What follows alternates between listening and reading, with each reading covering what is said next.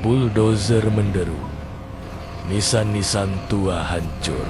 Puluhan pocong gentayangan menebar teror. Semua bermula dari keserakahan seorang pengusaha. Hendra dikenal sebagai pengusaha sukses. Ia memiliki banyak usaha, mulai dari properti, restoran, hingga hotel. Namun ambisinya belum berhenti. Ia ingin membangun sebuah mall besar di kota kecil tempat ia dibesarkan sebagai simbol kekuasaannya. Mall itu ia bayangkan akan menjadi pusat keramaian, menyingkirkan pasar tradisional, dan menarik banyak investor.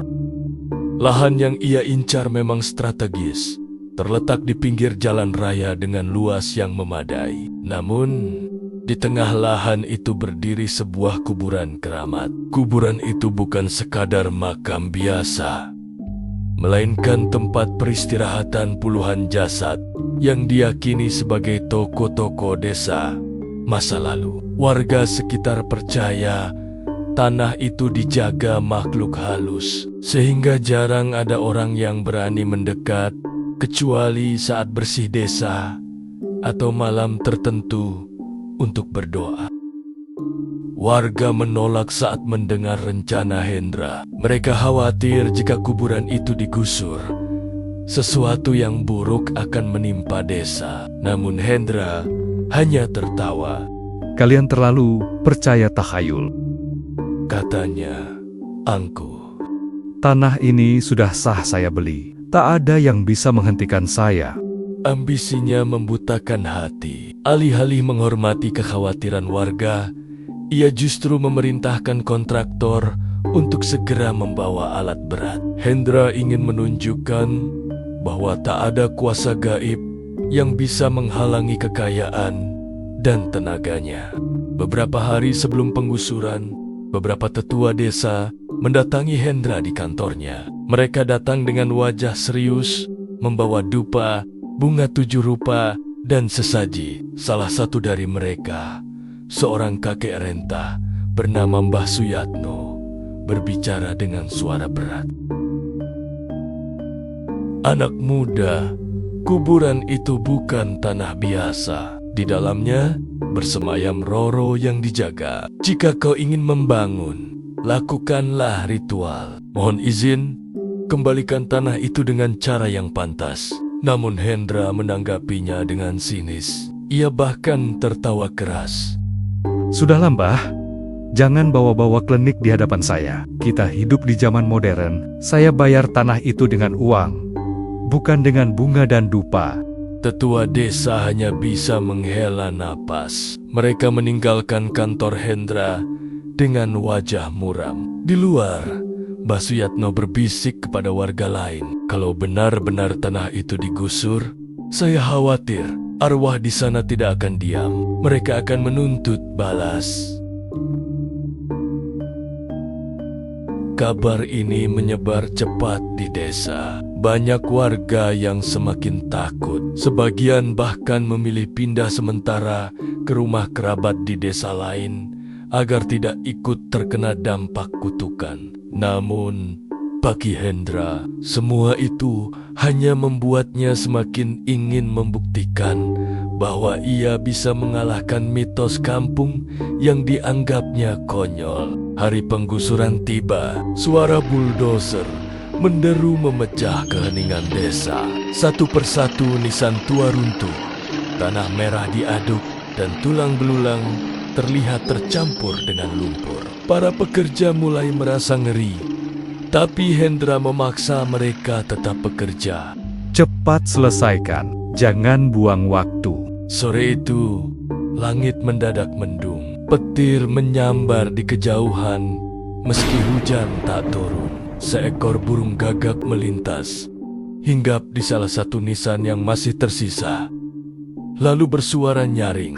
Beberapa pekerja mulai ketakutan dan hendak pulang, tapi Hendra memarahi mereka. Malamnya, Hendra memutuskan bermalam di lokasi proyek, ditemani beberapa satpam dan pekerja. Mereka menyalakan lampu sorot besar untuk menerangi lahan. Namun sekitar tengah malam, semua lampu padam serentak, meninggalkan kegelapan pekat. Dari dalam kuburan yang setengah hancur, terdengar suara isak tangis lirih. Suara itu bercampur dengan bunyi tanah dilempar, seperti seseorang yang sedang mengubur jenazah. Para pekerja panik. Salah satu dari mereka jatuh pingsan saat disorot dengan lampu darurat. Tubuhnya sudah kaku, matanya melotot ke langit, mulutnya terbuka, dan tubuhnya dipenuhi tanah basah, seolah baru saja dikubur hidup-hidup. Keesokan harinya, kabar kematian pekerja itu menyebar. Banyak buruh menolak kembali bekerja. Namun Hendra tetap keras kepala. Ia mendatangkan pekerja baru dan menyewa satpam tambahan. Namun malam berikutnya, teror semakin nyata. Dari kuburan yang sudah setengah hancur, muncul sosok putih, melompat-lompat, pocong, wajahnya rusak, matanya kosong, dan kain kafannya basah oleh lumpur. Pocong itu berdiri menatap para pekerja, lalu meloncat mendekati barak. Suara jeritan terdengar di mana-mana. Jumlah pocong bertambah setiap malam, bukan hanya satu, melainkan belasan. Mereka berdiri mengelilingi alat berat, seakan menantang siapapun yang berani melanjutkan penggusuran. Satpam bersenjata api mencoba menembak, tapi pelurunya hanya menembus udara. Pocong itu tetap berdiri, bahkan semakin dekat. Beberapa pekerja mengalami kerasukan. Mulut mereka berteriak-teriak, "Kembalikan tanah kami! Kembalikan!" Tubuh mereka menggeliat, lalu jatuh pingsan dengan busa di mulut. Proyek pun terhenti total. Hendra kehilangan banyak uang, tapi ia masih enggan menyerah. Ini hanya permainan psikologis. Saya tidak akan kalah, Katanya. Meski wajahnya mulai pucat karena kurang tidur dan terus dihantui mimpi buruk, malam terakhir teror itu terjadi. Hendra, dalam keputusasaan, berdiri di tengah lahan proyek. Ia menatap tanah yang porak-poranda, lalu berteriak, "Aku tidak takut. Kuburan ini akan jadi mall. Tak peduli apapun yang terjadi." Angin kencang bertiup, membuat debu berputar, tanah retak, dan dari dalam liang muncul puluhan pocong. Mereka mengelilingi Hendra. Sosok terbesar di antara mereka, dengan wajah rusak penuh tanah, melompat mendekat. Ia berbisik lirih ke telinga Hendra, "Kini giliranmu yang jadi penghuni." Esok paginya, warga desa menemukan tubuh Hendra tergeletak di tengah lahan proyek. Tubuhnya kaku, wajahnya membiru penuh tanah, matanya melotot seperti mayat yang baru dikubur hidup-hidup. Sejak hari itu, proyek mall itu terbengkalai. Tanah itu ditumbuhi ilalang, menjadi tempat angker yang dihindari orang. Setiap malam Jumat Kliwon, warga yang lewat di sana mendengar suara buldoser tua menyala sendiri, disertai jeritan tertahan dari dalam tanah. Kuburan keramat itu akhirnya tak jadi digusur. Tapi kisah Hendra menjadi peringatan